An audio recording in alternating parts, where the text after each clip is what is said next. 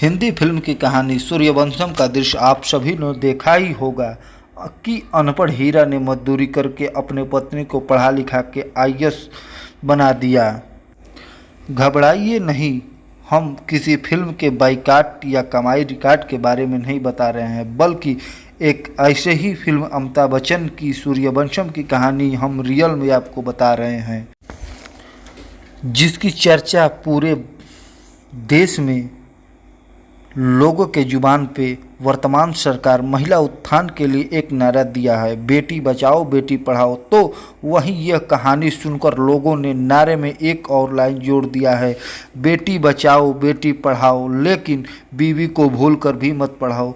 जरा सा यह कहानी है पंचायत विभाग के चतुर्थ श्रेणी कर्मचारी आलोक मौर्य की, जिसने पंचायत विभाग में सफाई कर्मी के पद पर रहते हुए भी पत्नी को पढ़ा लिखा के पीसीएस अधिकारी बना दिया। प्राप्त जानकारी के अनुसार यूपी के वाराणसी जिले के एक सामान्य परिवार से ज्योति मौर्य रहने वाली हैं, जो आलोक मौर्य के रिलेशन में भी आती थी। आलोक मौर्य और ज्योति मौर्य सबसे पहले एक दोस्त के रूप में थे। उसके बाद धीरे धीरे बात बढ़ती चली गई और दोनों ने एक दूसरे को दिल दे बैठे। इसी बीच पंचायत विभाग में आलोक मौर्य की चतुर्थ श्रेणी में नौकरी लग गई।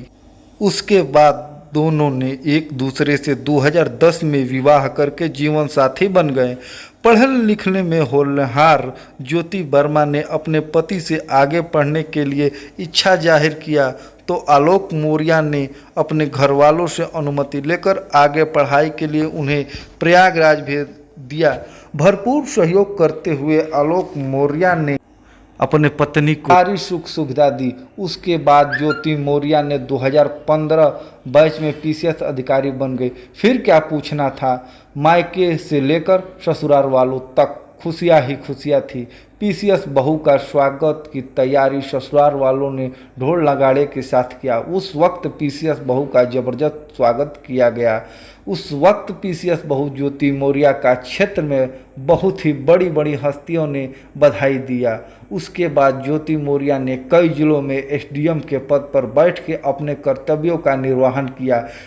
इस वक्त ज्योति मौर्य बरेली शुगर मिल में महाप्रबंधक के पद पर तैनात हैं। ज्योति के पति आलोक मौर्य ने बताया कि जिस साल ज्योति पीसीएस अधिकारी बनी थी उसी साल हमें एक और खुशी मिली थी कि ज्योति उस साल 2 जुड़वा बेटियों को जन्म दिया। सब कुछ ठीक ठाक चल रहा था कि इसी बीच आलोक मौर्य और ज्योति मौर्य के वैवाहिक जीवन में एक व्यक्ति की एंट्री हो जाती है। आलोक बताते हैं कि गाजियाबाद में होमगार्ड कमांडेंट के पद पर तैनात मनीष दुबे और उनकी पत्नी ज्योति मौर्य अवैध संबंध स्थापित हो गया है। पहले तो लगा कि अधिकारी है, अपने उच्च अधिकारियों से बातचीत कर रही। एक दिन अपने पत्नी का मोबाइल जैसे ही चेक किया तो पाया कि मामला बहुत ही आगे बढ़ गया है। ज्योति मौर्य और मनीष दुबे के बीच नाजायज रिश्तों की दुर्गंध आने लगी थी। तभी मनीष और ज्योति के व्हाट्सएप चैट स्क्रीनशॉट सबूत के तौर पर आलोक ने अपने पास रख लिया था। पत्नी अधिकारी थी, उसे किसी तरह से रंगे हाथ पकड़कर उसे साबित करना था कि उसकी पत्नी बेवफाई कर रही है।